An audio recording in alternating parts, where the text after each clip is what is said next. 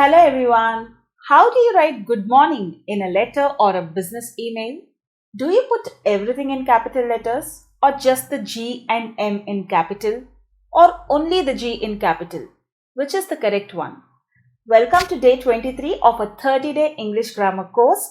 Today's topic is extremely useful when it comes to writing, be it business emails or letters or resume or school essays. We deal with capitalization errors on a daily basis. Either we don't use them at all or we tend to overuse them. Where to use capital letters in a sentence? In today's video, I'm going to give you 8 scenarios where you will use capital letters and where you are not supposed to use them. Number 1, emails and letters. When you're using good morning and good evening as an email greeting at the beginning of your correspondence, then the first letters of both the words have to be in capital letters. That is, your G and M, both of them will be in capital letters. When it comes to complimentary clauses like best regards or yours truly, only the first letter has to be in capital letter. The first letter of the second word will have to be in lowercase only because this is not a title or a heading. So only the first letter needs to be in capital in case of a complimentary clause. The most common rule of capitalization is the first letter of a sentence has to be in capital letter. I think most of us are very much aware of this.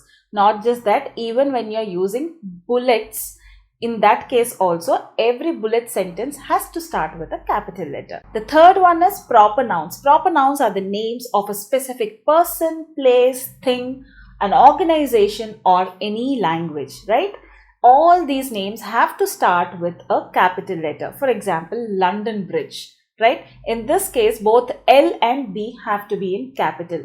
If I was using only bridge, then it need not be in capital because that's a common noun. A bridge can be any bridge. Similarly, country is a common noun, so that has to be in lowercase.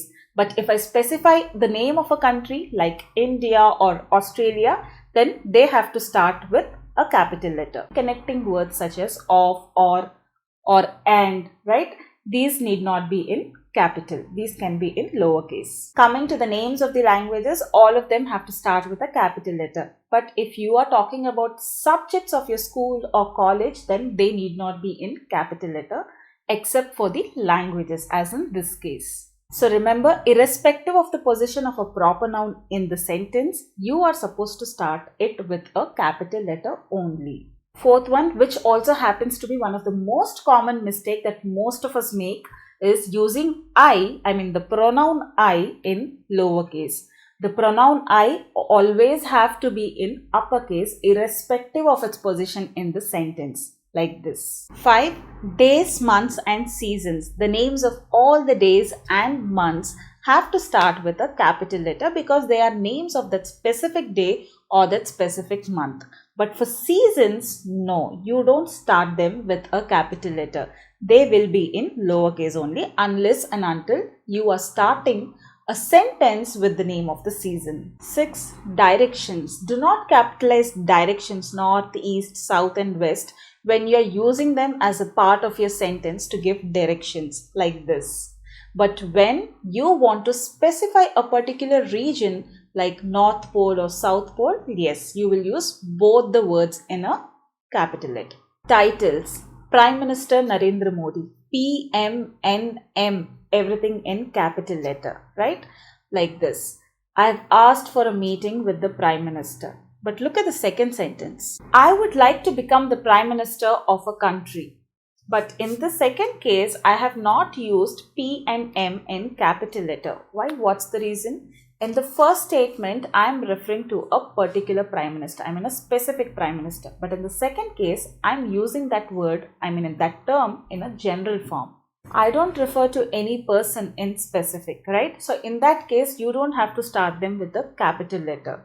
Similarly, for government and parliament also, if you tend to use them in generic form, then you need not use them with a capital letter. The last one is capitalize names of specific departments within a company, but not the general department names. As in this case, she is the head of the marketing department. In this case, yes, both marketing and department will be in capital letter.